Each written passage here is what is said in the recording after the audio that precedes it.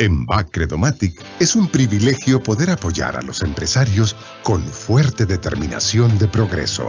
Hoy presentamos la historia de dos amigos que comenzaron con la idea de crear su propio negocio. José Alfonso Rodríguez nació y creció en Soyapango, en una familia muy trabajadora.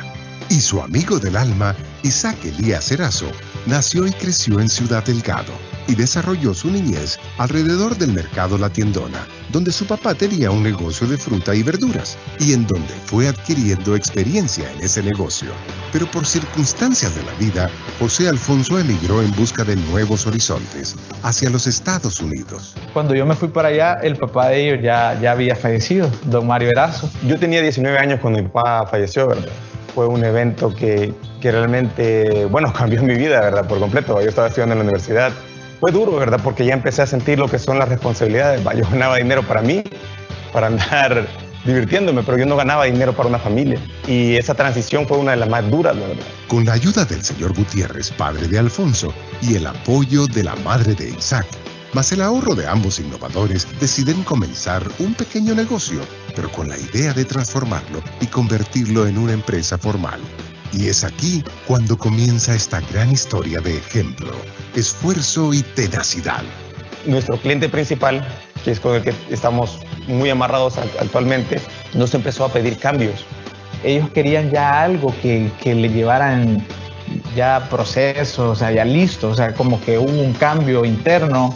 Yo le dije, bueno, ¿y por qué no hacemos algo? Le digo, hagamos un lugar donde se corta y todo eso. Y empezamos a formarnos. Nos empezamos a ir a capacitaciones. Con gran ilusión y esperanzas de futuro, se lanzan el reto más grande de sus vidas. El negocio comenzó con altas y bajas al encontrarse que tenían grandes y fluctuantes problemas en la transacción de las verduras. Entonces nosotros no podíamos como manejar nuestro costo. Recuerdo que Isaac me dijo, mira, ¿y por qué no vamos directamente a los cultivos? La relación de Alfonso e Isaac con los agricultores chalatecos ha sido de mutuo beneficio. Ahora les producen zanahoria, chile verde, apio, cilantro, tomate de ensalada y otras legumbres. Hoy, Erazo y Rodríguez Inversiones S.A.D.C.B., la empresa de estos dos exitosos amigos, cuenta con su propia parcela, con 2 invernaderos de 1,000 metros cuadrados, tecnología en sistemas de riego por goteo, malla antivirus. También cuentan con su planta de producción en carretera panamericana, Soyapango, con prácticas de inocuidad y buenas prácticas de manufactura, elaborando diferentes productos como ensaladas, salsas, aderezos y masas para pizza, entre otros. El BAC, iniciamos esa relación porque honestamente fueron los únicos que nos brindaron ese apoyo, creyeron en nosotros en su momento. Nos dieron la oportunidad de presentarles la documentación necesaria para que ellos fueran como ese aliado que ahora son. Empezamos a ver que el banco nos empezó a dar opciones, ¿verdad? Opciones para pago de proveedores, opciones para pago de planillas, opciones para pago de servicios. Yo a veces estoy en Chalatenango y se me olvida que va a llegar un proveedor o algo, o no he dejado un cheque. Entonces lo que hago es me meto a la banca, hago la transferencia y ¡boom! Está listo, o sea, sin necesidad de moverme. La facilidad de poderlo hacer todo, o sea, la plataforma que ellos tienen es súper amigable. Para nuestro banco, es un privilegio poder ser parte de esta poderosa trayectoria empresarial. Para mayor información, ingresa a www.bacredomatic.com o llama ya al 2535-5101. BAC Credomatic.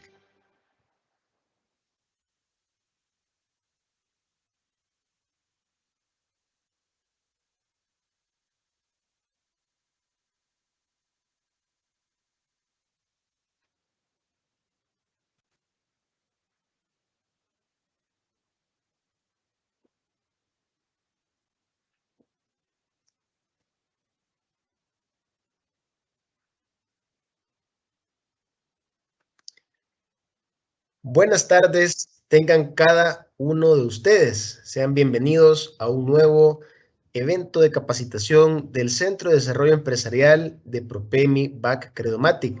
Es un honor para nosotros presentar este día el tema herramientas para la empresa digital, para la empresa familiar, perdón, en el cual aprenderán herramientas concretas para la gestión profesional en empresas familiares que les ayuden a ustedes a fortalecer sus resultados y perspectivas de crecimiento a largo plazo. Nuestro expositor de este día es el doctor Juan Antonio Monterrosa, quien es consultor internacional especializado en empresas familiares, posee un doctorado en psicología organizacional por la Yorker International University y posee otros estudios relacionados al marketing estratégico y a la administración de empresas. Actualmente funge como director general del Instituto de la Empresa Familiar Latinoamericana. Este es un resumen bastante injusto, podría decir, en relación a la amplia experiencia que tiene el doctor Monterrosa, pero estoy seguro que va a ser de mucho provecho para cada uno de ustedes. Antes de iniciar, les invitamos a dejar en el espacio de preguntas y respuestas sus comentarios, así como también algunas preguntas o inquietudes que quieran que nuestro expositor pueda resolver al final de la presentación. Así que, sin más, dejamos a nuestro expositor esta tarde para que pueda iniciar su presentación. ¿Nos comparte su contenido, por favor? Gracias.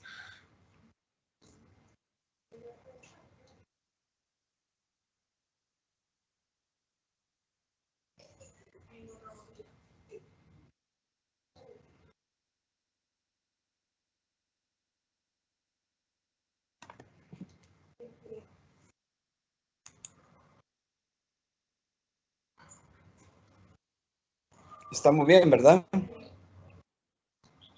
No lo vemos todavía, el contenido. Ahí está. Ahí está, hoy sí, ¿verdad? Sí. Ok, listos. Hay que maximizarla nada más. Ya. Ya está maximizada, Julio. Solo que se desapareció, fíjese, la imagen. Quiero ver.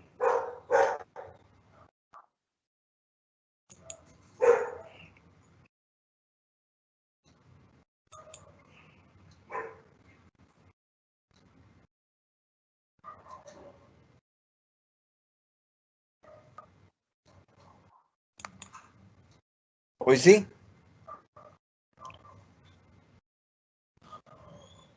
Aún no. Ahí está. Hoy sí.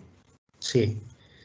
Solo que la presentación no se ve el módulo de Ok. Teams. Ya está.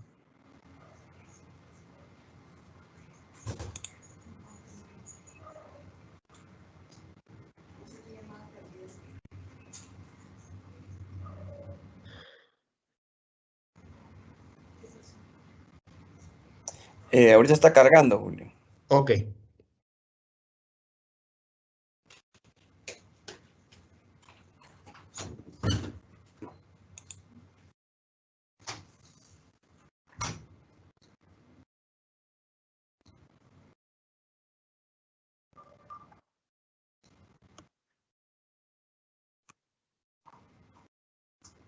Hoy sí, ¿verdad? Hoy sí, solo hay que maximizarla, Juan Antonio. Perfecto, ¿verdad? Listo, estamos. Bueno. Muy buenas tardes. Esta tarde vamos a hablar sobre un tema apasionante. El martes anterior estuvimos hablando de lo que son las empresas familiares, sus retos y oportunidades. Pues esta tarde vamos a hablar de lo que son las cajas de herramientas o las herramientas que les son necesarias a la empresa familiar para poder tener esas oportunidades y esos beneficios que las empresas familiares requieren. Siempre vamos a auxiliarnos de este modelo porque quiero recordarles pues que una empresa familiar se basa en tres sistemas. Uno de ellos es la empresa, otro de ellos es la familia y otro es el patrimonio. Las empresas familiares y las herramientas que vamos a ver tienen que ver algunas con la empresa, otras con el patrimonio y otras con la familia. Muchas veces el orden de estas herramientas tiene mucho que ver con el éxito que tengan, pero también se pueden hacer dependiendo de la situación en la cual se encuentren las empresas familiares. Entonces, para hacer un listado breve, tenemos aquí qué herramientas nosotros vamos a ocupar para que esta empresa familiar aproveche su potencial. El primero es la planificación estratégica de la familia, la profesionalización de la empresa, la planificación de la sucesión, el protocolo familiar, pactos, acuerdos de familia, el gobierno corporativo familiar, el plan patrimonial, plan de jubilación, plan de retiro y plan de salud, y la creación de la Family Offices o oficina de familia. Y por último, los mecanismos de resolución de conflictos. Vamos a ver en detalle estas herramientas para que ustedes tengan idea de todo lo que la empresa familiar requiere para poder trascender y para poder tener continuidad en lo que es las generaciones, lo que es las sucesiones, lo que tiene que ver con el dejar un legado. Entonces, en primer lugar, yo le recomendaría hacer un plan familiar o un plan estratégico familiar. ¿Qué significa eso? En primer lugar, una familia empresaria debe de formularse objetivos, políticas y líneas de acción para convertirse en una familia feliz y próspera. Esto tiene que ver con la empresa, pero más bien tiene que ver con la familia. Y tiene que ver con aquellos objetivos de corto, mediano plazo que una familia pueda tener con base a cómo llevar esa familia, a cómo educar a los hijos, a cómo educar a los nietos, cómo nos integramos cada día más y cómo nosotros podríamos ser una familia feliz y próspera. También es importante que en este plan estratégico se establezca un mapa o una brújula que sea la guía al desarrollo hacia una vida plena familiar. Un buen plan del destino, de dónde venimos, y inicia con el propósito y retos. Es muy importante, y esto es parte de lo que ya les podría yo ir recomendando en esta herramienta, que el propósito es lo más importante que tiene una familia. Se debe de sentar ese grupo familiar y hablar de ese propósito. ¿Qué nos hace feliz? ¿Vale la pena estar juntos? ¿Podemos seguir luchando juntos en esta familia? ¿Cuál es el propósito real? ¿Cuál es nuestra visión? Entonces es importante que la familia establezca ese propósito. Luego hay temas que encierra ese propósito. Por ejemplo, una visión, vivir en armonía, un buen modelo de educación para todos los miembros de la familia, un buen modelo de formación continua, prácticas religiosas, espirituales, una buena salud física y emocional, trabajo y las empresas del grupo. Es importante que cuando nosotros nos sentemos a hablar de este plan familiar, establezcamos ese propósito, y ese propósito debe contener por lo menos estos requisitos. ¿Cuál va a ser nuestro plan de salud física y emocional de la familia? ¿Qué tipo de trabajo vamos a realizar en las empresas? ¿Cuáles van a ser los momentos de esparcimiento que vamos a tener? ¿Y cómo vamos a manejar nuestra economía? Esto es bien importante, y que muchas veces hacemos el plan estratégico de la empresa, pero no hacemos el plan estratégico de la familia. Y resulta que cuando hacemos el plan estratégico de la empresa, no tenemos un hilo conductor hacia la familia, y es la razón de muchas diferencias, de muchos conflictos. Entonces, importante es el propósito. Y el propósito de la familia encierra todo esto que acabamos de ver. Luego lo vamos a ver más en detalle en las próximas láminas, que es la Family Offices, que es la que vigila y coordina este cumplimiento. Luego, un plan estratégico familiar debe de ser conciso, que pueda ser medible, revisable, realista, coherente, prometedor. Lo importante es que la familia se sienten en esta discusión a establecer estas metas de corto, mediano plazo y sobre todo que se busque ganar, ponerse de acuerdo y que al final el consejo de familia lo pueda revisar cada cierto tiempo. Entonces, la primera herramienta es nosotros como consejo de familia o como familia nuclear, debemos de sentarnos en nuestra mesa de comedor, en un taller simple, sencillo, y establecer cuál va a ser nuestro plan de familia y con qué valores nosotros vamos a enfrentarnos a la continuidad de la empresa. Esto es tan importante como lo importante es el plan estratégico de la empresa. Importante es también que nosotros veamos temas de este plan y que lo podamos nosotros ir revisando, no solo hacerlo por hacerlo. Pero al final, lo que nosotros como especialistas en este tema le recomendamos, si queremos ser una familia feliz y próspera y tener empresas prósperas, patrimonios prósperos, necesitamos tener un plan familiar que nos guíe hacia el futuro, que nos guíe al presente, el futuro, y que nuestros nietos puedan vivir y puedan sentir esta planeación. La segunda herramienta que ya no tiene que ver mucho con la familia, pero que sí es relacional, que tiene más que ver con la empresa, es la profesionalización de la empresa.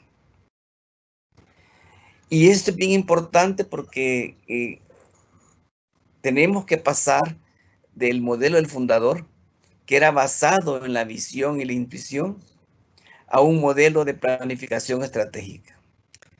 Eso significa que la segunda y tercera generación forzosamente tiene que sentarse a definir el modelo que van a seguir. Porque si mis abuelos tuvieron una visión, tuvieron una intuición, pues en este modelo nos vamos a basar, pero vamos a lanzar nuestra propia estrategia. ¿Por qué es importante la profesionalización?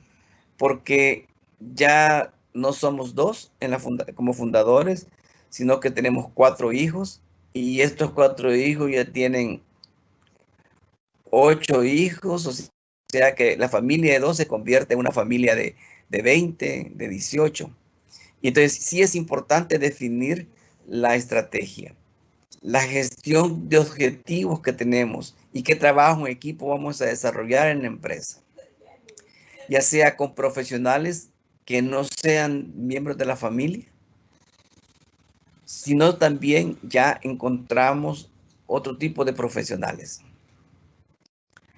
Entonces, los resultados que se den de esta primera etapa de estrategia de la empresa familiar ya no tienen mucho que ver con el apellido familiar, porque debe de ir acompañado de eficiencia. Entonces, muchas veces llegamos a la segunda generación y todavía no hemos entendido que para ser eficientes necesitamos planificar. Ya no podemos seguir con el modelo de los fundadores basados en la intuición, porque ya han cambiado los mercados, han cambiado el número de familias dentro de la empresa, ya hay externos de varios años, entonces se van a ir configurando algunas nuevas situaciones, nuevos escenarios que nos va a ir permitiendo pues definir una eficiencia, una eficacia hacia dónde vamos como empresa familiar. Entonces es importante también, y como habíamos hablado, que la profesionalización de la empresa familiar no solo tiene que ver con llevar profesionales a la empresa, sino que dotarla a esa empresa de una organización, dotar a la empresa de procesos, de una planeación, de procedimientos, de políticas, para poder ir definiendo no solo los roles que van a desempeñar los miembros de la organización, sean familiares o no familiares, sino que temas de control interno, temas de rendición de cuentas, temas de resultados tangibles, temas de la integración de los recursos. Hoy en día, una empresa profesionalizada, empresa familiar profesionalizada, es bien vista en los mercados, en el sistema financiero, porque ya hay un modelo pues, de gestión, de planificación, un liderazgo definitivo, definido. Entonces, aquí es donde ya encontramos la diferencia. También es importante que en estos modelos de profesionalización ya hay el compartir la información. Es importante que los equipos de trabajo ya compartan esta información para tomar decisiones. Y ya no queda a la parte de aquella empresa familiar que nació como un negocio familiar en el cual los fundadores o los primeros propietarios tomaban decisiones con la esposa y que eran decisiones bien intuitivas y muy buenas, por cierto, pero que en la medida que las empresas van creciendo, se va generando información de todo tipo, información contable, información de productividad, de producción, información de mercado, información de rentabilidades, información de nuevas tecnologías. Es obvio que al tener ya este modelo de información, ya nos va a permitir ir tomando decisiones que nos hagan más efectivos y eficientes. Y aquí le mencionamos algo. No es lo mismo decir que hay que picar piedra que decir que tenemos que picar piedra para construir una catedral. Muchas veces los empresarios no compartimos hacia dónde vamos por temores o por situaciones especiales de cada familia. Sin embargo, hoy en día se recomienda que el equipo de organización debe de tener un modelo de información para que puedan tomar decisiones en todos los niveles. Sin embargo, algunos modelos de profesionalización no es muy fácil que se asuma por las familias, porque hay algunos miembros de la familia que todavía ocupan puestos de responsabilidad en el negocio, pero digamos, muchas veces estamos como sujetos a estas decisiones intuitivas cuando ya hoy hay muchos sistemas de información gerencial que nos va a ir permitiendo ir tomando esas decisiones. Entonces, si nosotros queremos crecer el negocio y darle una vida a largo plazo, queremos crecer el patrimonio familiar, lo primero que debemos de hacer es profesionalizar la empresa. Y hoy en día sí es como una exigencia de primer orden, porque las entidades gubernamentales le piden a uno mucha información, los estados financieros deben de estar bien estructurados para que tomen decisiones, los sistemas contables deben de estar al día, por las auditorías que se están realizando, y también porque los mercados son tan cambiantes que requerimos de tener información día con día de cuáles son las tendencias. Y esa es una manera muy importante de ir creciendo. Ahora, ¿cuáles son los elementos claves que yo les recomiendo para profesionalizar la empresa.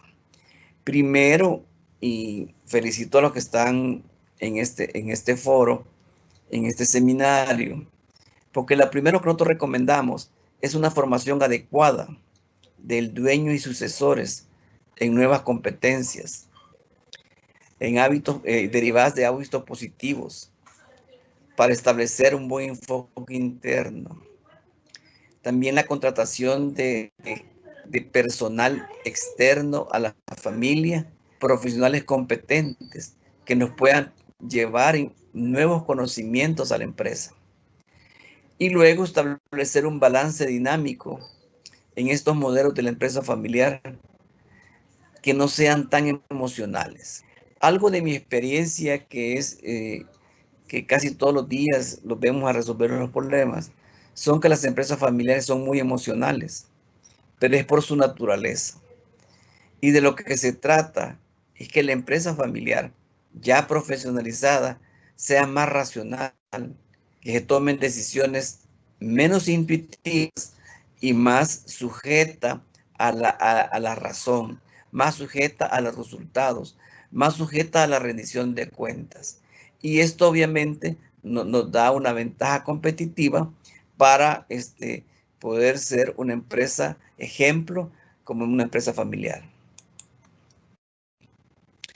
Ahora, al establecer nosotros esta parte como una empresa profesionalizada, ¿en qué se traduce? En primer lugar, la experiencia nos dice a nosotros que la unidad de la familia y la armonía familiar se preserva cuando ya estamos profesionalizados. Luego que podemos tener a la disposición mejores profesionales en cada puesto, sean familiares o no, porque ya cada quien sabe sus funciones, cada quien sabe sus responsabilidades, cada quien sabe cuáles son los resultados que tiene que dar. Luego, una estructura organizacional competente y orientada a los resultados. Un personal no familiar, pero que comparta valores e interés de la familia. El fortalecimiento de ventajas competitivas. Muy importante es, porque al tener yo una empresa con sistemas de información, con políticas, con procedimientos, con procesos, me convierte en una empresa con una ventaja competitiva que es bien apetecible en los mercados. Luego, obviamente, una empresa que ha iniciado un proceso de profesionalización cuenta con procesos ágiles. Adopta rápido nuevas tecnologías de información, mucha innovación, mucha creatividad. También se están tomando decisiones descentralizadas. Hay una delegación efectiva y hay un sistema de toma de decisiones.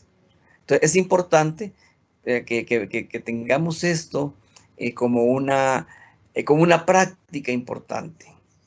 Ya no centralizar decisiones, porque muchas veces esperando que el propietario tome una decisión, se pierden oportunidades de negocio.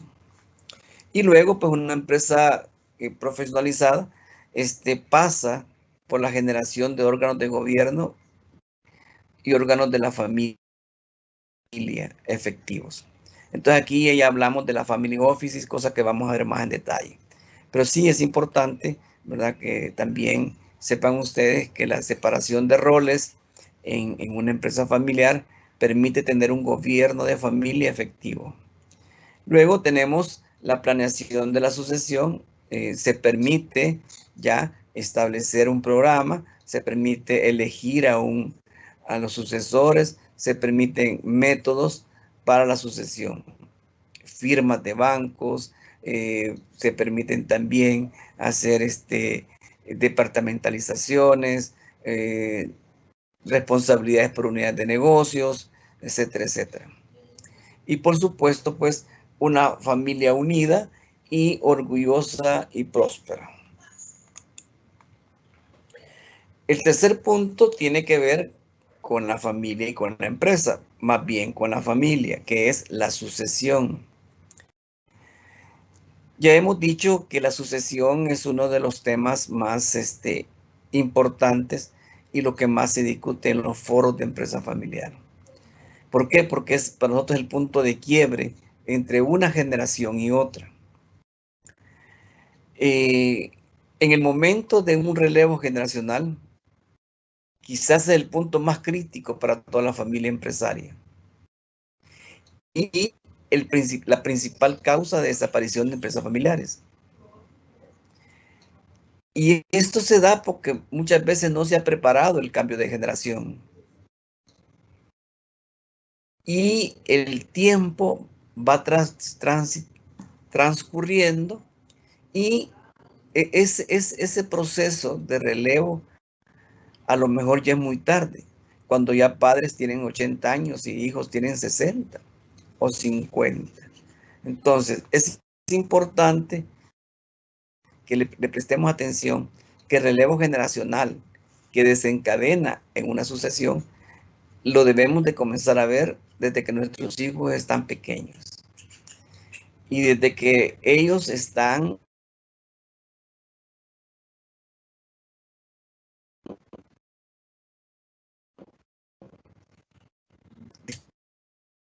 para que tome decisiones de educación, de formación y motivarlos para que se queden en la empresa. Uno de los errores más grandes que yo veo y que yo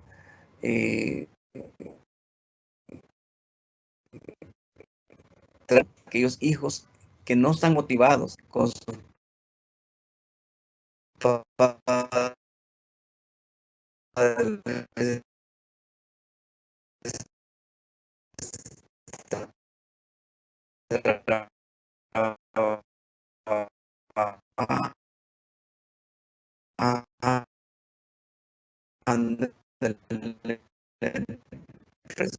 Perdón, Juan Antonio. Perdón, se le escucha cortado. Quizá, ok. Permítame un segundito, quizás el internet está abajo. Ahorita sí se le escucha bien. ¿Ya me escucho bien? ¿Ahorita? Sí, ahorita estamos bien. Estamos bien. Bueno. Ok, entonces, evidentemente, no es lo mismo el relevo generacional de la primera a la segunda generación, porque en empresas más longevas, la sucesión del negocio, y cuando ya hay otras generaciones, es más compleja.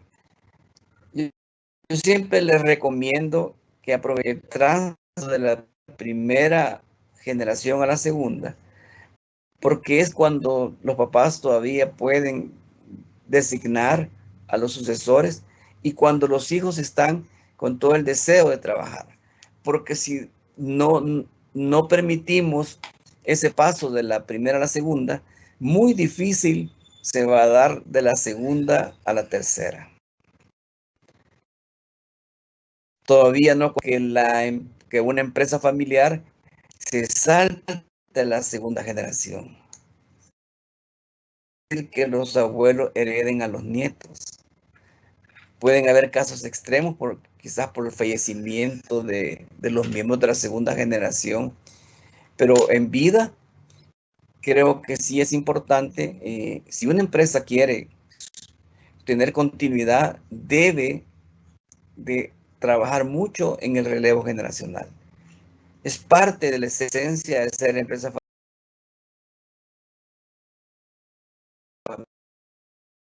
familiar.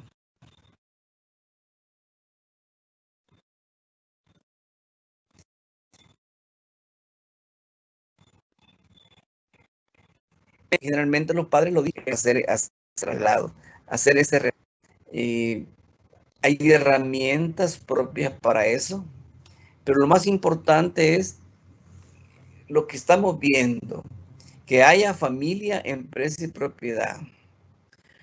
Obviamente, como ya lo hemos dicho, que la carga emocional y las inquietudes e incertidumbres que despiertan en el predecesor, en el sucesor y en el resto de los miembros de la familia es el momento más crítico del relevo.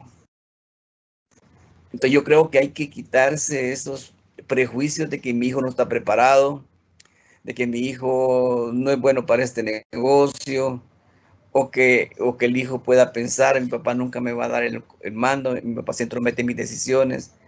Yo creo que aquí donde hay un factor importante es la confianza. Si yo he educado a mi hijo y le he enseñado el oficio y el conocimiento de la empresa familiar, pues obviamente lo que tengo yo que darle es la confianza para que haya una sucesión. Porque de lo contrario, no hay garantía de que esa empresa familiar subsista en el tiempo. Obviamente por los ciclos de vida de cada uno de nosotros como personas. Uno de los temas importantes de esto es también cuestionarse el modelo de liderazgo que va a tener esta sucesión. ¿Por qué? Porque mis padres, como fundadores, tuvieron un modelo de liderazgo, quizás de compadrazgo con los empleados, con los proveedores, amigos, y todo eso lo va cambiando. Y las generaciones que van entrando ya no tienen ese mismo modelo, sino que un modelo más informático, más de correos electrónicos, más de mensajes por escrito y no hablados. Entonces, cuando esta situación se da, uno tiene que tomar la decisión, ¿qué modelo de liderazgo voy a heredar a mis hijos? Si el que con el cual yo tuve éxito, o que él imprima su propio modelo. Y aquí también donde surge una diferencia. Porque a veces uno quiere de un hijo un clon, que actúe, que haga, y que diga cosas como las que yo he dicho, o como lo que yo hice y me dio éxito en la empresa familiar. Pero los tiempos han cambiado y parte de lo que nosotros debemos de entender es que tanto han cambiado los tiempos que lo que ayer fue una noticia, hoy ya es el pasado. Hoy viene otra noticia. Lo que está pasando en la tecnología, lo que está pasando en el mundo con los negocios, en los mercados. Así es que cuestionarse qué modelo de liderazgo yo voy, qué modelo de liderazgo van a tener mis hijos y poner un punto medio. Entonces las empresas familiares, ¿verdad? Cada día nos van demostrando que si han sabido planificar bien, con tiempo, la sucesión y el relevo generacional, tienen una gran oportunidad de seguir adelante. Hay varias formas de hacerlo. Y creo que en la otra lámina les voy a explicar ya la herramienta en sí. En primer lugar, la sucesión no es un evento. Es algo que se dé de la noche. Es algo que viene con el tiempo, desde que nacen los hijos, desde el momento que yo los incorporo a la empresa, que me ayudan, que están al frente conmigo, que están tratando de aprender el oficio, el conocimiento de la empresa familiar, conocen proveedores, les doy acompañamiento. Entonces, desde ese momento que yo decido que mis hijos se van a quedar al frente del negocio, pero se da un proceso de implementación como in situ, implícito, pero hay una forma en la cual se puede hacer de una manera esquemática. Lo primero es la preparación de los sucesores.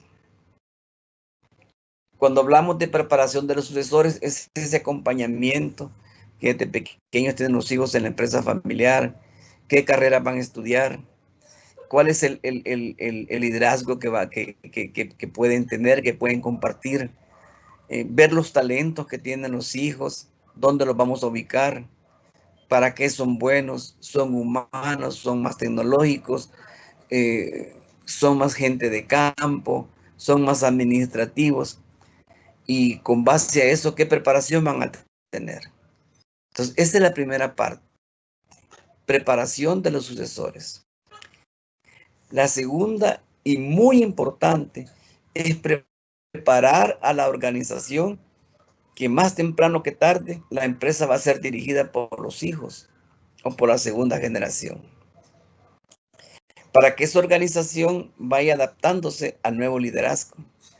Porque muchas veces preparamos a los sucesores, pero no preparamos a la organización a que mañana o pasado o dentro de 10 años esta organización va a tener otros directores, otros gerentes, y que llegó el tiempo de retirarse de los fundadores.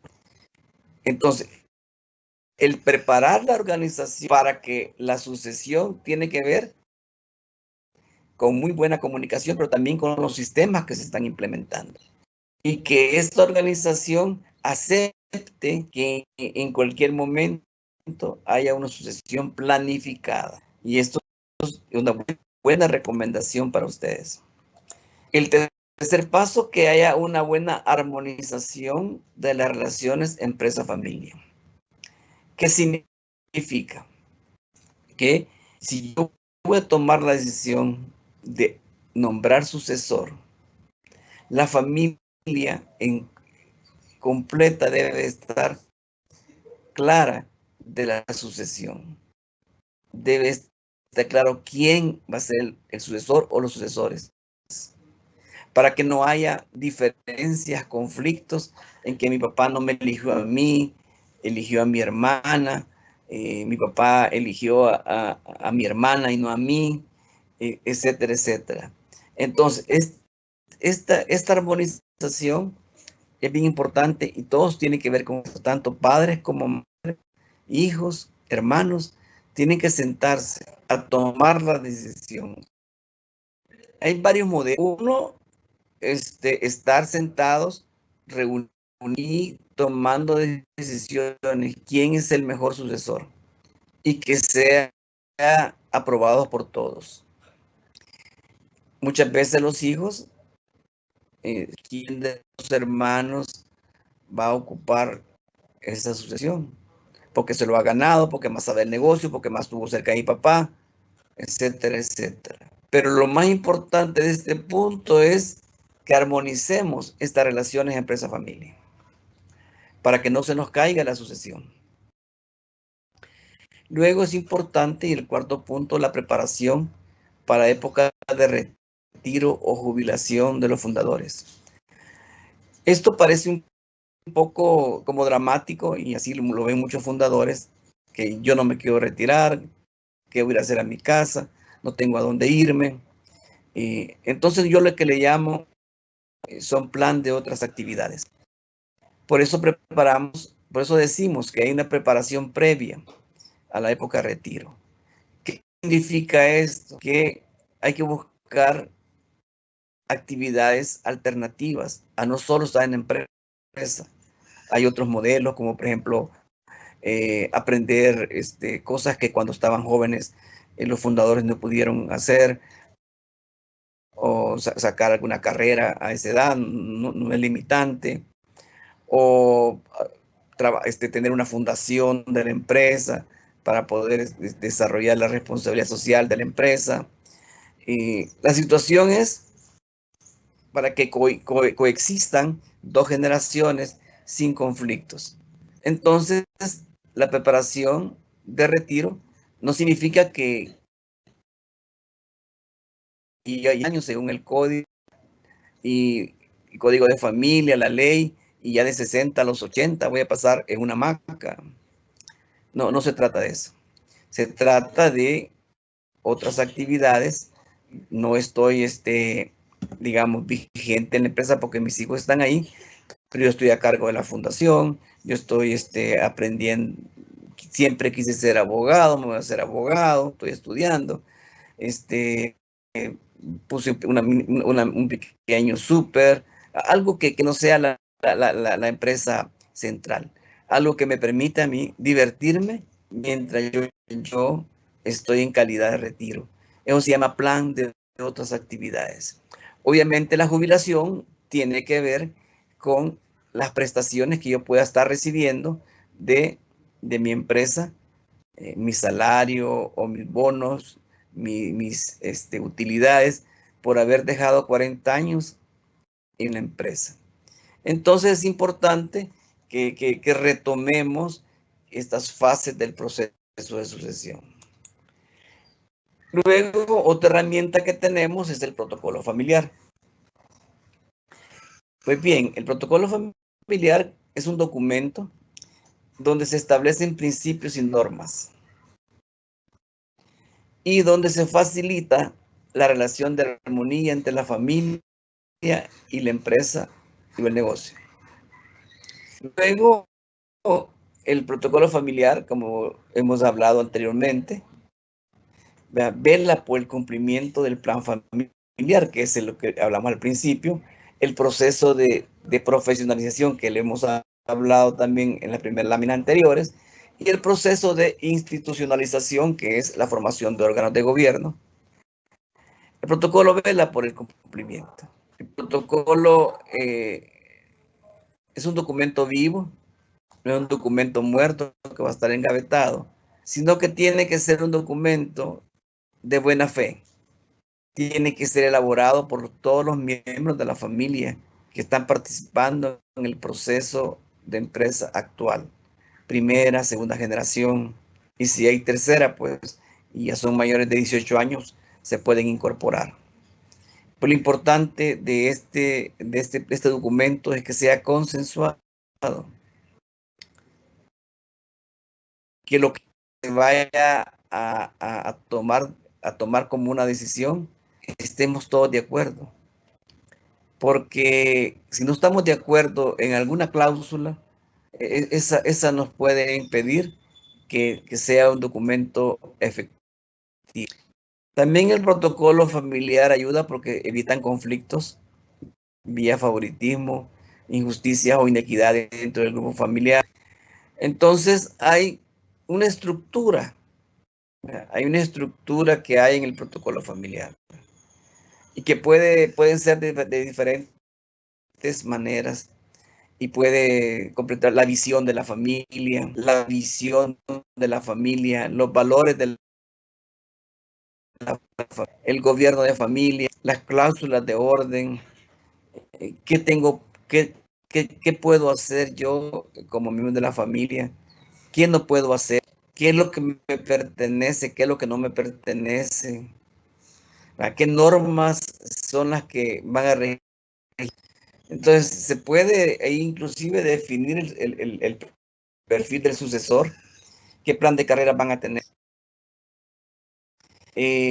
cómo van a ingresar los miembros de la familia a mandos intermedios, cuáles van a ser las guías de compensación que van a tener, el rol de los familiares no empleados, distribución de dividendos, cuándo se va a dar la sucesión, cuál va a ser la distribución accionaria, cuál va a ser la protección de las marcas de la familia, cuál va a ser la ética con la cual nosotros nos vamos a enfrentar con la familia, qué hacer en problemas, en situaciones de matrimonios, qué hacer en situaciones de una muerte repentina de algún familiar, de algún miembro de la familia que trabaja en la empresa, etcétera, etcétera. Entonces, el protocolo familiar es un documento y que quiero que les quede claro que no es un documento de copy-paste. Es un documento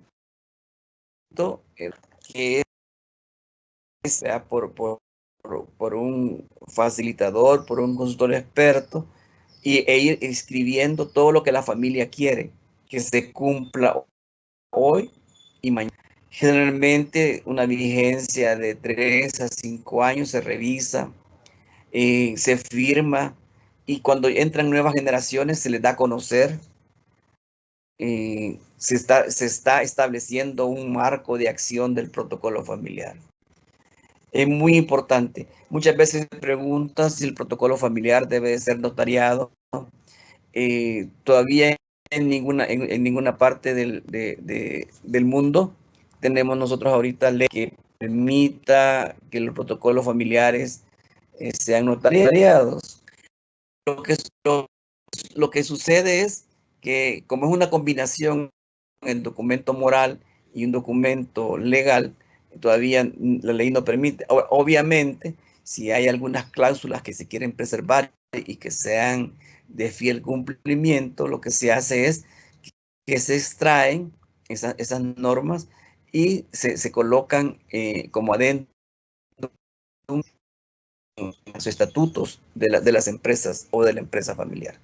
Ahí ya tiene una parte muy legal en la cual pues se puede obligar al cumplimiento.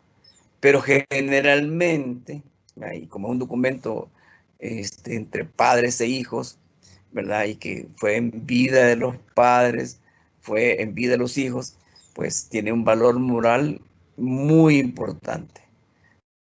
Entonces, esa situación es la que tiene el protocolo familiar. Un protocolo familiar puede durar su redacción de 8 a 9 meses, si es que hay hay reuniones periódicas, hay consensos, hay toma de decisiones, se van redactando, hasta que culmina con la firma. Culmina con la firma y con el compromiso de cumplir todo lo que ahí se ha escrito. Ese es el protocolo familiar. Paralelo a esto, y como algo de menos, no de menos valor, pero sí, digamos, como para empresas más pequeñas, lo que nosotros recomendamos de herramientas que se llaman acuerdos o pactos o acuerdos de familia. Son acuerdos privados de los miembros de la familia, obviamente con la ayuda de un especialista en empresa familiar, que evita, que ayuda a identificar previamente aquellos problemas que aquejan que pueden aquejar a una familia. Se puede consensuar sus decisiones y se van aceptando y asumiendo el contenido de los pactos de familia. Por ejemplo, cuando una empresa familiar no quiere hacer su protocolo porque le parece muy extenso o le parece que no hay tiempo para hacerlo, lo que yo recomiendo, y lo hemos estado haciendo hoy en pandemia, que no teníamos tiempo para hacer protocolos familiares extensos, estuvimos haciendo acuerdos por lo que estaba sucediendo. Entonces los acuerdos era que en caso de, no un testamento, sino que un acuerdo familiar, como en lo que yo estoy, digamos, en cuarentenado, ¿verdad? Yo quiero que mis hijos se queden en cargo de tales departamentos. Entonces son acuerdos consensuados y se firman y se les da a conocer a los miembros de la familia. ¿Verdad? Son acuerdos. Hay acuerdos, digamos, de propiedad patrimoniales, que también son acuerdos pequeños. La ventaja de un acuerdo de familia es que como es bien especializado, bien focalizado en ciertos problemas, se puede redactar rápido y hay temas que no son tan complejos que se pueden firmar y eso ya queda como un documento de soporte al protocolo familiar que en un momento determinado se puede hacer. Generalmente el protocolo familiar, como ya hablamos, se habla de relevo generacional, la jubilación, la sucesión, el liderazgo, acceso al trabajo, salida de familiares, retribución, profesionalización, órganos de gobierno y una serie de tópicos que van en el protocolo familiar.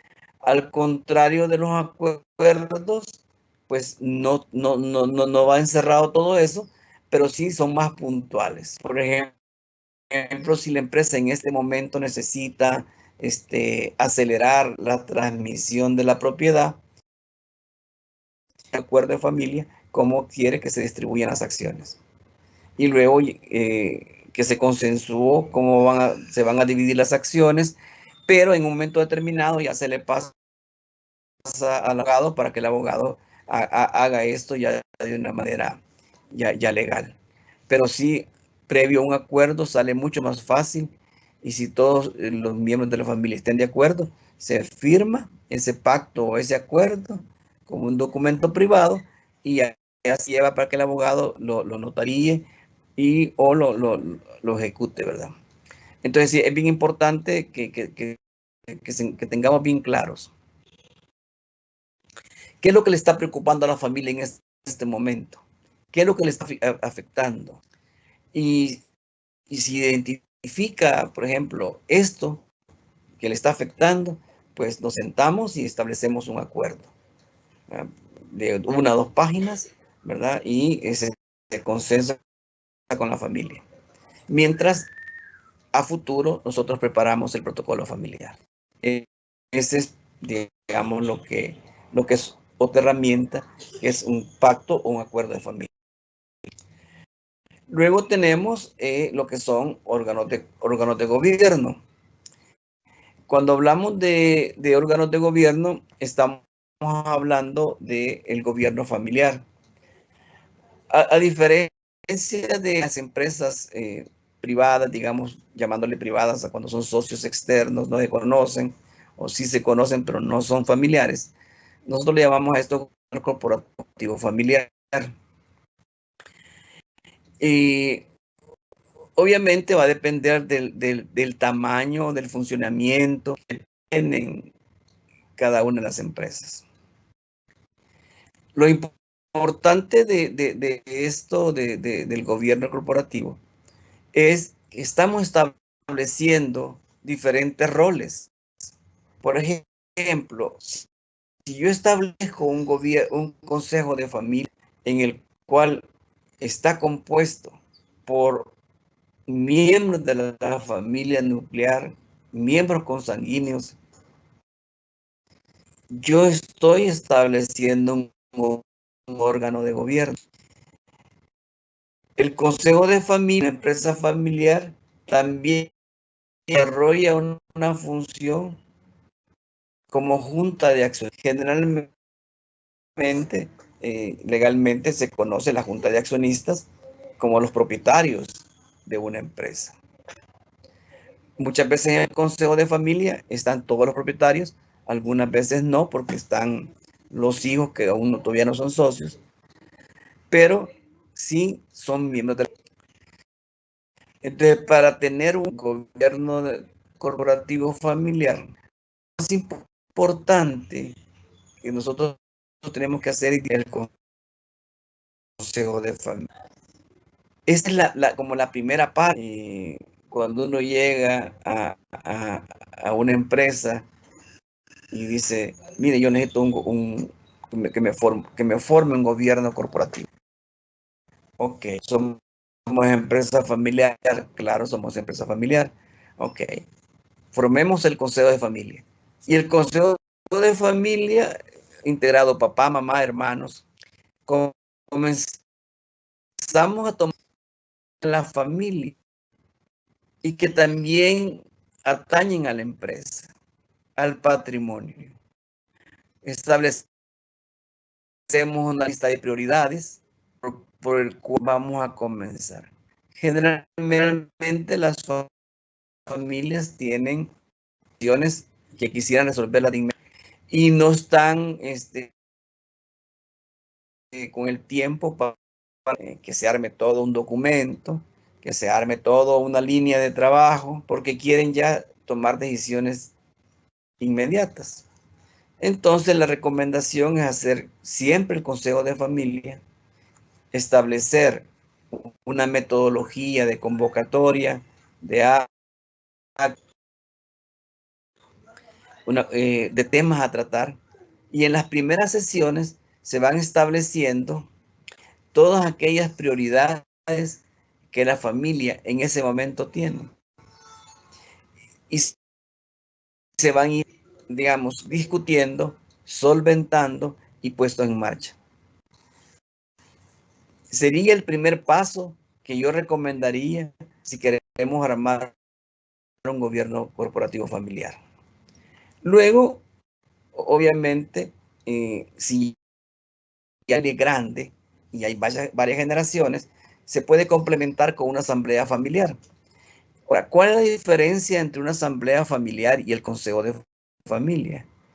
Que generalmente en el consejo de familia está integrado solo por miembros consanguíneos de la familia, y que estén en ese momento en edad para poder asistir a esos consejos de familia.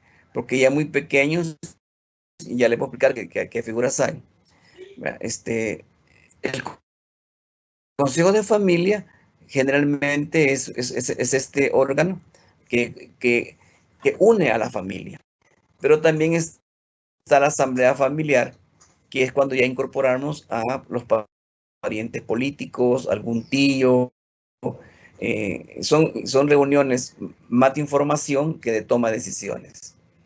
Se hace una vez cada año, o cada 6 meses, pero tiene como objetivo el unir más a la familia. Es bastante diferente que el consejo de familia.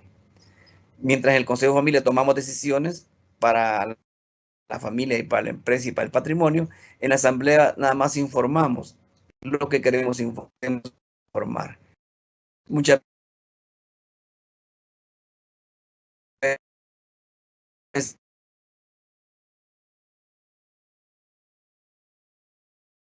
veces está ahí para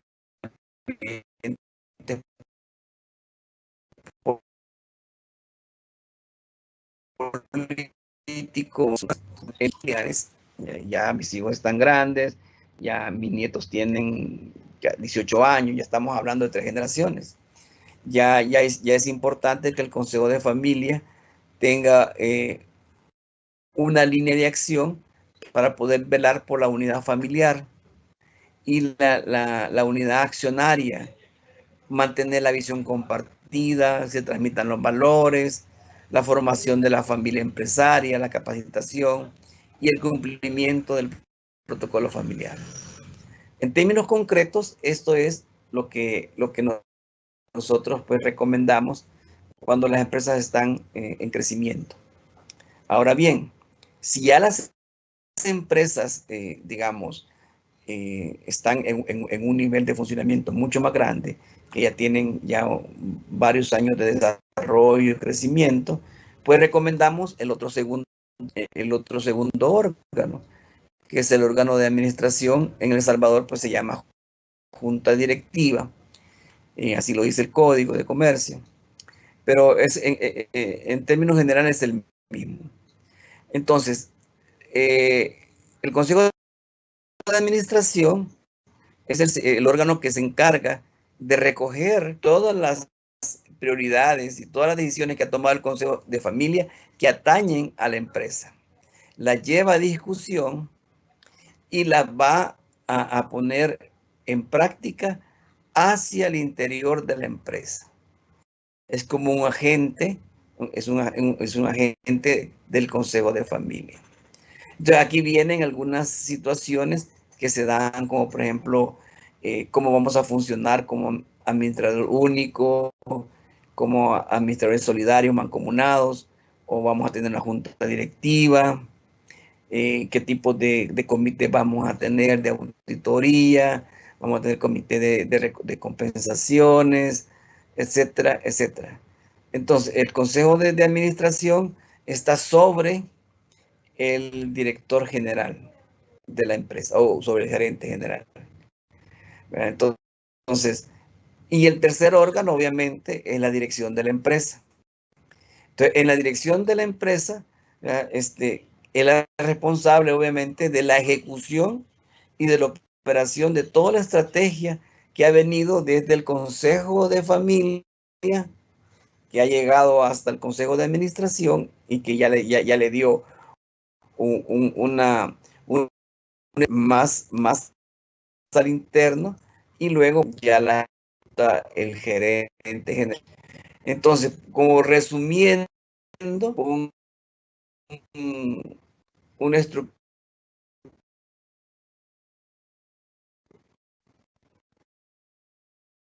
de gobierno, luego formamos el Consejo de Administración o Junta Directiva y luego la dirección de la empresa.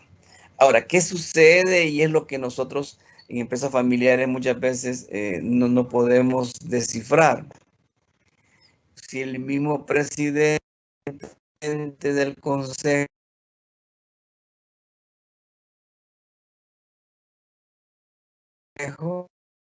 Perdón, Juan Antonio, el mismo gerente. Sí, se volvió a perder. Sí, Hola. se ha cortado. Todavía está entrecortado. Permítame, pues. Ok. Voy a ver si gusta, reviso si es la conexión a internet que está. ¿Me da un segundito? Ahorita se escucha bien. Es por ratos que se vuelve lento y cortado, pero ahorita está bien. Ahorita estoy bien. Me avisa si se vuelve a cortar. Yo creo que con tantas lluvias ha habido como algún bajón del sistema, pero vamos a seguir rápido. De acuerdo. Entonces, teníamos ya en cuenta, hoy sí, ¿verdad? Sí, sí, hoy sí se escucha. Si veníamos de que el órgano de gobierno corporativo familiar tiene tres órganos: el Consejo de Familia, el Consejo de Administración o Junta Directiva y la dirección de la empresa. Se hace un documento también donde viene interrelacionado cómo va a estar formado, cómo se van a relacionar, quiénes van a estar a cargo. Y teníamos ahí que muchas veces, o sea, no es conveniente que el mismo presidente del Consejo de Familia sea el presidente del Consejo de Administración ni el gerente de la empresa. Es importante que por eso ya la sucesión ya tiene sentido cuando ya armamos nuestro consejo, porque cuando nosotros ya decidimos que vamos a movernos como un gobierno corporativo, pues debemos de nombrar un gerente. Puede ser que un gerente sea externo, o puede ser que sea mi hijo, el sucesor, o inclusive el consejo de administración. Muchas veces hoy en día lo complementan con consejeros externos, especialistas en la industria de esta mi empresa, consejeros especializados en controles internos, dependiendo del nivel que tengamos la empresa. Entonces, en términos generales, pues el gobierno corporativo no tener un orden bien estructurado de lo que es la empresa familiar. Ok, entonces vemos aquí, ¿verdad? Veníamos de todas estas herramientas, y una de las herramientas importantes también, como todas, es la oficina de familia o Family Office. ¿Qué es la Family Office? Bueno, la Family Office es la que se encarga de la familia. ¿Qué significa esto? Que muchas veces nosotros tenemos todo mezclado en la empresa. Tenemos toda nuestra información personal junto con la información de la empresa. Obviamente, cuando al principio así lo teníamos, pero en la medida que la empresa va creciendo y se van profesionalizando, entonces es importante tener una verdadera oficina de familia. ¿Y de quién depende? Bueno, del consejo de familia, que gestiona y ejecuta las diversas dimensiones de la riqueza familiar. Y hay varios tipos de oficinas de familia. Hay oficinas de familia que son administradas por el propio consejo de familia, que son oficinitas pequeñas, donde se ventilan temas de la familia, donde se ventilan temas de, por ejemplo, del fondo de becas para los hijos, para los nietos, donde está toda la parte de salud, de seguros, en los planes de retiro, todo lo que tiene que ver con la familia, que no pertenece a la... Y esta es una buena práctica y una buena herramienta, porque me permite separar completamente lo que es los temas de familia y los temas de empresa. Porque los temas de empresa son los que se van a ventilar allá en la empresa. Entonces, la Family Offices surge como un espacio donde van a estar aquellas cosas, aquellas operaciones que competen a la familia. Por ejemplo, yo he visto Family Offices donde la contabilidad individual de los hijos se lleva ahí, donde se llevan, por ejemplo, todo lo que tiene que de seguros de los miembros de la familia, seguros de vida, seguros de hospitalización, seguros médicos, se llevan en esas oficinas. Ahora, ¿qué sucede? Que muchas veces dice, yo no puedo estar pagando a una persona que me vea la Family Offices. Hay que hacer cálculo, ¿verdad? Hay que hacer cálculo porque muchas veces es bien rentable tener a alguien que le vea los temas de familia. Y obviamente ahí se ven programas, por ejemplo, cuando se tienen algunas propiedades de playa, a qué familia le toca Semana Santa, a qué familia le toca en agosto, a qué familia le toca en diciembre, quién le da mantenimiento a la finca, etcétera, etcétera. Para eso sirve la Family Offices. Entonces, ya en términos ya más esquemáticos, la misión de la Family es la preservación del patrimonio familiar, porque ahí es donde se puede establecer qué tenemos de patrimonio y qué es lo que nosotros vamos a manejar desde el patrimonio. Luego mantiene la unidad familiar, obviamente al tener todos ahí en sintonía, al tener todo ordenado, nos va a permitir que seamos más unidos. Y luego servir de incubadora de talentos e ideas. ¿Por qué? Porque generalmente los jóvenes, pues al encontrar un espacio donde poder ir a hablar, a manifestar sus inquietudes, sus emprendimientos y todo ese tipo de cosas, nos va a ir permitiendo, pues obviamente, ser como un receptor de todo ese tipo de cosas. Ahora, ¿cómo se estructura la Family Offices? Bueno, en primer lugar, sí, es como en las prestaciones, ¿verdad? Hay un apartado de prestaciones que tienen los miembros de la familia, por ejemplo, los seguros que hablábamos, los vehículos, algunos pagos que hay que hacer, etcétera, etcétera. Luego, la gestión del patrimonio, seguros, fiscales, impuestos, son las cosas que puede ver la Family Office. Hay ciertos tipos de ventaja tangible que permite tener toda la información en ordenada al día y no dispersa, no confundida con lo de la empresa. Cuida de la liquidez de los accionistas, ¿verdad? Aquí también hablamos de salida, cubrir necesidades que se den de emergencia. También sirve como una actividad filantrópica, o sea, las fundaciones, responsabilidad social, que hoy en día tiene mucho que ver. Y luego del cuidar del capital que no es económico, que lo vamos a ver en la otra lámina, que es el capital social, relacional, emocional, ¿verdad? Que tiene que ver más que todo con lo que es una empresa familiar.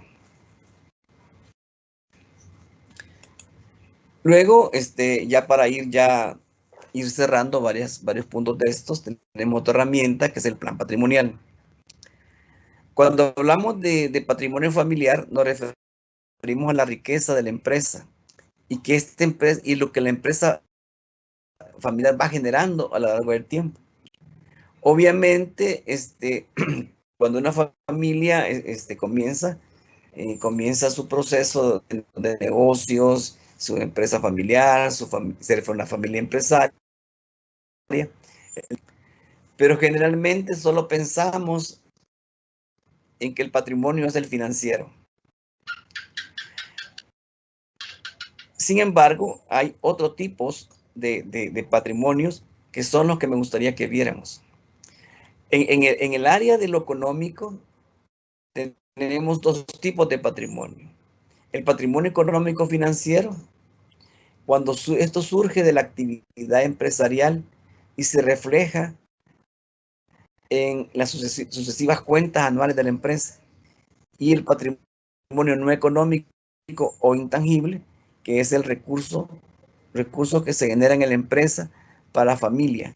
Incluye 5 tipos de capital: el humano, el intelectual, orativo, social y emocional. Ambos tipos de patrimonio o de capitales se complementan entre sí. ¿Por qué es importante esto? Porque una empresa familiar no es solo patrimonio financiero. Hay otros capitales que la hacen rica, que le generan riquezas en el tiempo. Y también si no se manejan, se va deteriorando en el más patrimonio financiero. Entonces, cuando hablamos de establecer un plan patrimonial, una recomendación que yo les daría, que no está en esta presentación, es esta. En una hoja Excel, haga una lista de todos sus activos estratégicos productivos. Todos aquellos patrimonios físicos que ustedes tienen registrados y que les sirven para producir.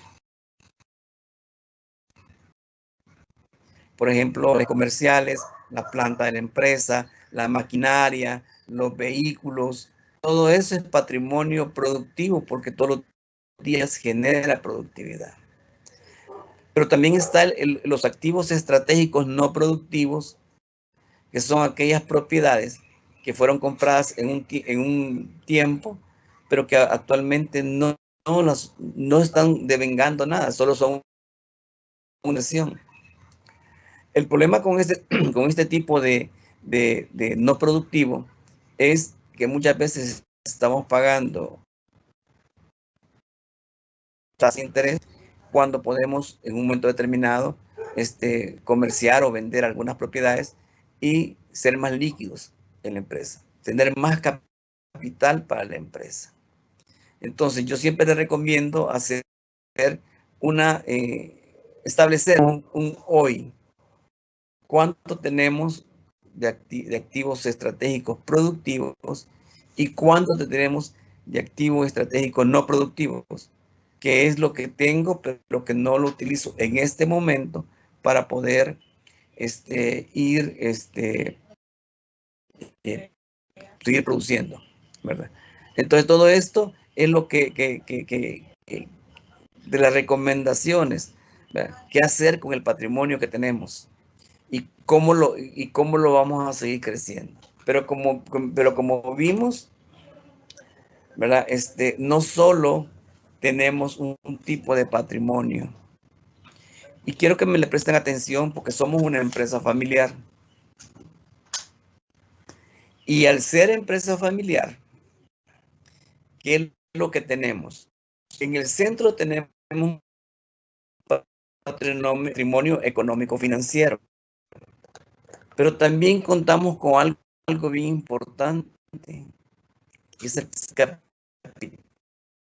humano, que es esas personas que son mis hijos, los nietos. Es el capital humano, el trabajador que tiene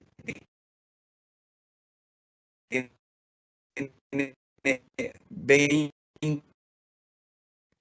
Disculpe, Juan Antonio, se vuelve a escuchar cortado. 30 años de trabajar conmigo, tiene un capital fuerte para referencia. Sí.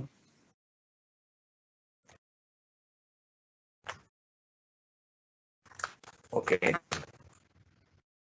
Todavía se siente cortado. Ahorita el sonido se escucha bien. Por un momento se había quedado congelada la imagen, nada más, pero ahora se escucha bien. Ok, de acuerdo.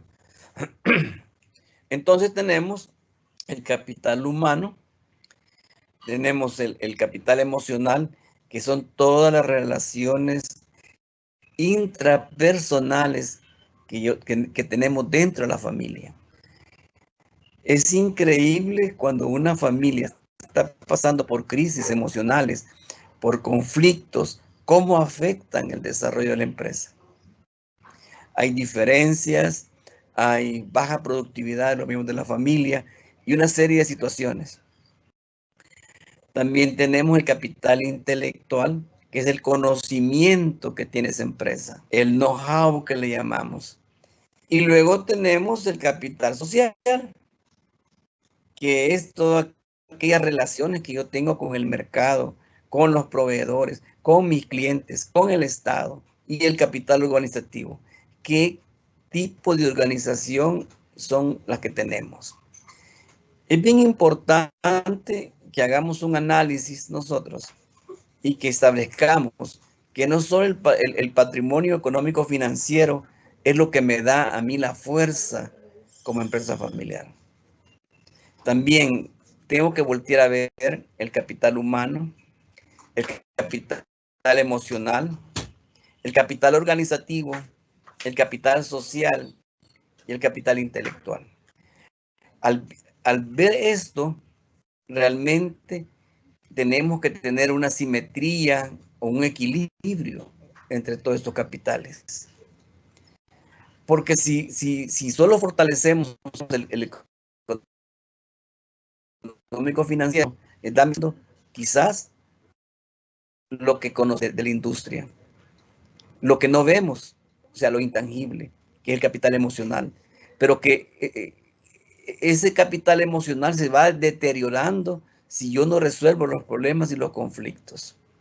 Obviamente el capital social, el conocimiento que yo tengo del mercado, de mis clientes, de la industria, de las reglamentaciones, de los trabajadores, de todo.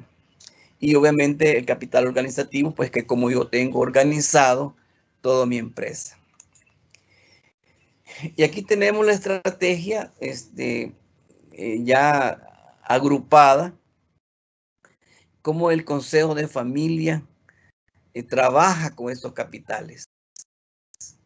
Lo primero es que el Consejo de Familia, a través de sus valores, va desarrollando capital humano.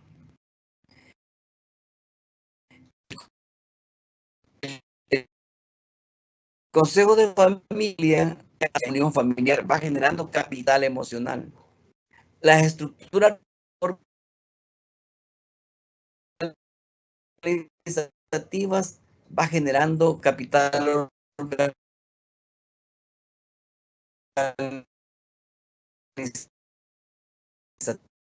organizativo, dando todos temas de empresa familiar, en temas de mercado, en temas de tecnología, va generando más capital intelectual.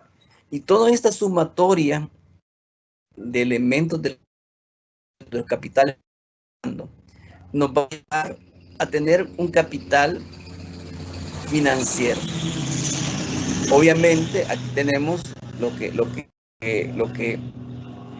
que es la family offices, ¿verdad? Como lo que hemos hablado.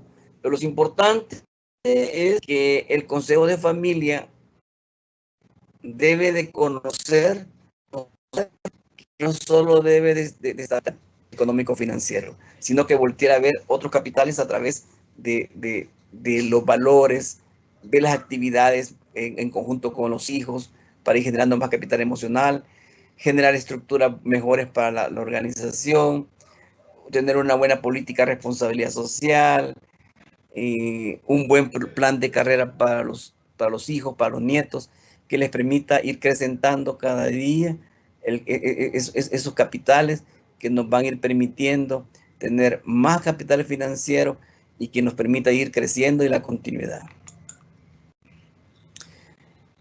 Tenemos también ya una de las últimas herramientas, que es el plan de jubilación, el plan de retiro y el plan de salud.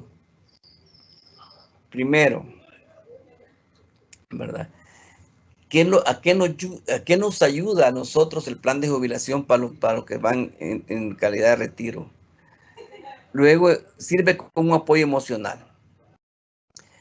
Nosotros no podemos hablar de que los fundadores se retiran si nosotros no les vamos a dar algo a cambio. Es importante que ellos reciban un apoyo emocional, que no los estamos desechando, sino que al contrario, los queremos dentro de la empresa, pero en otras actividades, ¿verdad? Para que se pueda ir estableciendo, ¿verdad?, unas técnicas de tranquilidad y entendimiento entre los que van de salida y los que quedan en la empresa. Otra cosa que necesitan es asesoría financiera. Muchos de los fundadores que yo conozco no se quieren retirar porque no saben a qué van a salir. No saben si van a invertir sus ahorros, no saben si van a seguir recibiendo utilidades, si van a tener sus medicinas en tiempo, si van a tener los recursos con los cuales contaban cuando estaban trabajando. Y eso evita e impide que ellos se retiren. Y por eso es que la sucesión no se da de una manera muy fácil, no solo porque ellos no se quieren retirar, porque muchas veces decimos, mi papá no se quiere retirar porque le gusta estar aquí, sino que también él no se siente seguro, de que a dónde va a ir cuando se retire. Entonces lo que una empresa familiar debe de garantizar que estos fundadores van a tener un apoyo emocional, una asesoría financiera, que se les ayude al proyecto de vida en su etapa de jubilación, lo que hablábamos de aprender un oficio, de participar en eventos, de viajar, cuando ellos han trabajado 40 años para la empresa, recibir sus utilidades en tiempo, recibir su salario, etcétera, etcétera. Entonces, este es como una compensación. Entonces, el plan de jubilación o el plan de retiro tiene mucho que ver con cómo nosotros también brindemos ese apoyo, esa plataforma, no solo de hablar de retiro y sucesión, sino qué es lo que conlleva la jubilación, qué es lo que conlleva el retiro de los más ancianos de la empresa. Y por último, tenemos el plan de salud. Esto es bien importante y casi nadie lo toca por situaciones quizás que se lo dejan a otras disciplinas. Pero nosotros en la empresa familiar sí recomendamos que se establezca un plan de salud anticipada y por escrito, donde se especifique qué atención médica y personal le gustaría a la persona en caso de perder algunas capacidades y que no pueda tomar decisiones, no pueda comunicar sus decisiones. Cualquier persona mayor de 18 años se puede ver involucrada en un evento, ¿verdad?, que Dios no lo quiera, le puede impedir comunicarse. Ahora, si nosotros logramos tener un plan de salud, ¿verdad?, y que se pueda vincular, digamos, en cualquier país para una atención temprana, ¿verdad?, se pueden especificar algunos temas, como por ejemplo, qué hacer si yo estoy en estado de coma, qué deben de hacer mis familiares, cuáles son mis deseos. Entonces, es importante que el plan de salud se siente el consejo de familia, padres e hijos, y se escriban algo. No hay que tenerle miedo a esto, porque en otros países más industrializados o de primer mundo, como le llamamos, es una práctica común que lo hacen algunas aseguradoras, establecen estas situaciones. Pero la empresa familiar debe de tener esto como yo diría como una obligación. Si queremos que nuestra gente, nuestra familia se siente bien, ¿verdad?, también tenemos que dotarlos de estas herramientas. Un buen plan de salud que le permita ¿verdad? Establecer a dónde quiero ser atendido, qué seguro, qué tipo de seguros tengo, hasta dónde llega mi seguro, qué es lo que cubre la póliza, quién me está pagando mi seguro, etcétera, etcétera. Porque es uno de los temores que impide que muchas veces la gente de fundadora se quiera retirar de la empresa. Y tenemos también cómo resolver los conflictos, una herramienta que